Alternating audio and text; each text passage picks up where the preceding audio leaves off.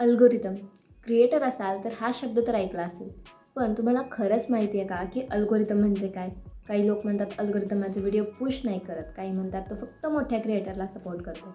पण अल्गोरिदम बघतो तरी काय? म्हणजे टॅग्स, टायटल, थंबनेल, डिस्क्रिप्शन की वॉच टाईम आणि CTR. खरं तर या सगळ्याच गोष्टींचा परिणाम होत असतो, पण कसा आणि किती हेच सगळं या व्हिडिओमध्ये असणार आहे. अल्गोरिदमचे सगळे सिक्रेट्स ते खूप सोप्या भाषेत, जेणेकरून सगळ्या नवीन क्रिएटर्सना कळेल. Let's start with point number 1. What is algorithm? आता अल्गोरिदम म्हणजे एक इंटेलिजंट डिसिजन मेकिंग सिस्टीम आहे, जो ठरवतो की कोणता व्हिडिओ कोणत्या व्ह्यूवर्सना कधी आणि का दाखवायचा ते. आता यूट्यूबवरती प्रत्येक मिनिटाला हजारो व्हिडिओज अपलोड होतात, पण त्यातले काही मोजकेच व्हिडिओ असतात जे व्ह्यूवर्स बघत असतात. कारण आता ते व्ह्यूवर्स कोणते व्हिडिओ बघणार हे ठरवण्याचं काम अल्गोरिदम करत असतो.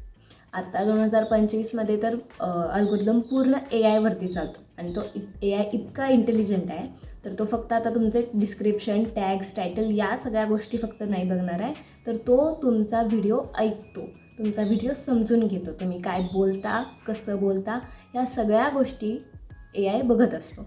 सो फॉर एक्झाम्पल, एखाद्या व्ह्यूवरने लास्ट 2 डेजमध्ये हाऊ टू एडिट रील्स यावरतीच व्हिडिओ बघितले असतील आणि तुमच्या व्हिडिओचं टायटल असेल की like top 5 free editing apps, तर अल्गोरिदम विचार करतो की हा व्हिडिओ व्ह्यूवरसाठी हेल्पफुल आहे की नाही. आणि जर तुमचं कॉन्टेंट हे स्पष्ट, साधं आणि उपयोगाचं असेल तर हा व्हिडिओ तुमचा सजेस्ट होऊ शकतो. पण या उलट जर तुमच्या व्हिडिओचं टायटल आहे how to gain 10,000 subscribers in 7 days, पण तुम्ही व्हिडिओमध्ये याविषयी काहीच बोलत नाही आहात, फक्त इन्स्पिरेशन देत आहात, तर अशा वेळी अल्गोरिदम समजतो की टायटल आणि कॉन्टेंट हे मिसमॅच आहे, म्हणजे मिसअलाईन आहे. सो अशा वेळी तुमचा व्हिडिओ हा सजेस्ट होऊ शकत नाही. आता सगळ्यात महत्त्वाची गोष्ट म्हणजे सगळ्यांना असं वाटतं की यूट्यूब अल्गोरिदम हे व्हिडिओ पुश करत असतो, पण असं नाही आहे. यूट्यूब कधीही व्हिडिओ पुश करत नाही, तर तो व्हिडिओ पुल करत असतो. म्हणजे काय, आता खूप क्रिएटर्स असं म्हणतात की यूट्यूबने माझा व्हिडिओ पुशच नाही केला, त्यामुळे त्याला व्ह्यूजच नाही आले.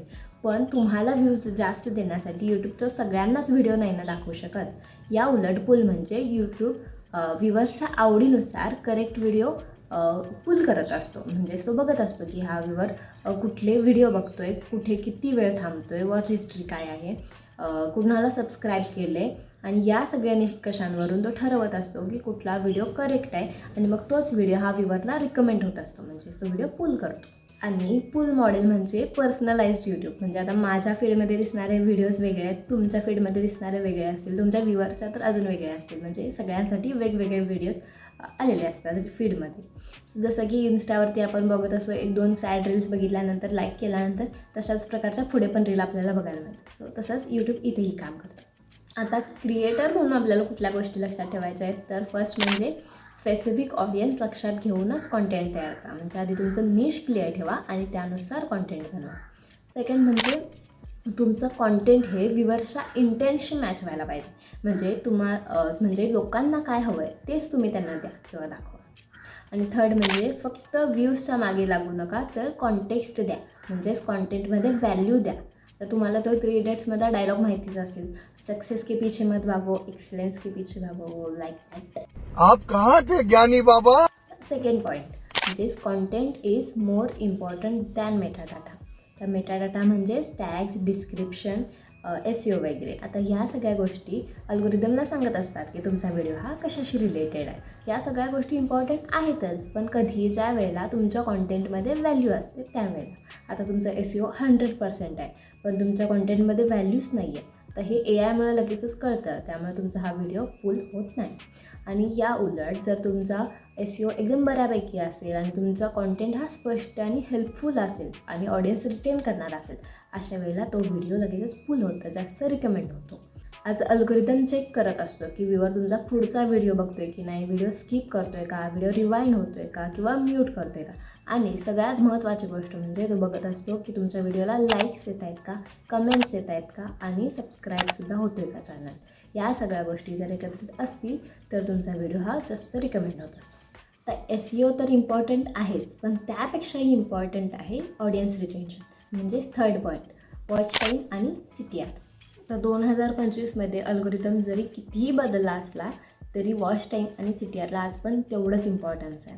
आता CTR म्हणजेच क्लिक थ्रू रेट. म्हणजेच यूट्यूबने किती लोकांना तुमचा व्हिडिओ दाखवला त्यापैकी किती लोकांनी तो बघितला. म्हणजे जर 1000 लोकांना इम्प्रेशन्स पडले असतील तर त्यातील 10 लोकांनी जरी बघितला तर त्याचं पर्सेंटेज होईल 10%. म्हणजेच 5 ते 10% जर CTR असेल तर तो नॉर्मल रेंजमध्ये असतो आणि 10पेक्षा जास्त असेल तर वेल अँड गुड. आणि जर 5पेक्षाही कमी असेल तर त्यावरती काम केलं पाहिजे. आता 5 ते 10%मध्ये CTR कसा आणायचा, तर त्यासाठी इम्पॉर्टंट म्हणजे थंबनेल आणि टायटल. लोक तुमचा व्हिडिओ बघायच्या आधी तुमचं थंबनेलच बघणार आणि जर तुमचा मेसेज लोकांपर्यंत पोहोचलाच नाही तर लोक व्हिडिओ बघणारच नाहीत ना. सो तुम्ही किती व्हिडिओमध्ये व्हॅल्यू ॲड केली तरी लोक थंबनेल बघूनच ठरवणार की तुमचा व्हिडिओ बघायचा आहे की नाही ते. So first impression is always last impression. So त्यासोबतच टायटलसुद्धा ॲट्रॅक्टिव्ह पाहिजे, म्हणजेच लोकांची क्युरिओसिटी वाढेल आणि व्हिडिओला क्लिक जास्त मिळतील, म्हणजे CTR वाढेल. सेकंड थिंग म्हणजेच वॉच टाईम. एकूण लोकांनी किती वेळ तुमचा व्हिडिओ बघितला म्हणजेच वॉच टाईम. आणि हे यूट्यूबसाठी सगळ्यात महत्त्वाचं सिग्नल आहे. तुमचा कंटेंट रिटेन करते की नाही हे चेक करण्यासाठी. आणि अल्गोरिदम हे चेक करत असतं की लोक तुमचा व्हिडिओ किती वेळ बघतात. आणि जर पहिल्या 2 ते 3 सेकंडमध्ये जर तुमचा व्हिडिओ स्किप होत असेल तर अल्गोरिदमला कळतं की हा व्हिडिओ हेल्पफुल नाही आहे आणि मग त्याचं इम्प्रेशन ऑटोमॅटिक कमी यायला लागतं. त्यासाठीच लोकांना पहिल्या 30 सेकंडमध्ये हुक करून ठेवणं खूप जास्त इम्पॉर्टंट असतं, म्हणजे जेणेकरून लोक तुमचा व्हिडिओ शेवटपर्यंत बघत राहतील. त्यासाठी सुद्धा टिप्स आहेतच. त्यावर वेगळा व्हिडिओ बघायचा असेल तर कमेंट करा. वॉच टाईमसाठी तुमचा व्हिडिओ किती वेळाचा हे पण तितकंच महत्त्वाचं आहे. जर तुमचा व्हिडिओ 4 मिनिटांचा असेल तर 2 ते 3 मिनटं जरी लोकांनी तो बघितला तरी तुमचा वॉच टाईम हवर्स 50%पेक्षा जास्त होईल, विच इज व्हेरी गुड. पण जर 7 ते 8 मिनिटांचा व्हिडिओ असेल तर ऑडियन्सला शेवटपर्यंत टिकवून ठेवणं खूप जास्त कठीण. आणि इफ यू डिड इट तर अल्गोरिदमला कळतंच की व्हिडिओमध्ये काहीतरी आहे ज्यामुळे लोक बघतायत आणि मग इम्प्रेशन आणि व्ह्यूज दोन्ही वाढायला लागतात. सो या सगळ्या गोष्टी म्हणजेच यूट्यूब अल्गोरिदम आहे. आणि हे जर तुम्हाला कळलं तर मग यूट्यूब क्या चीज आहे.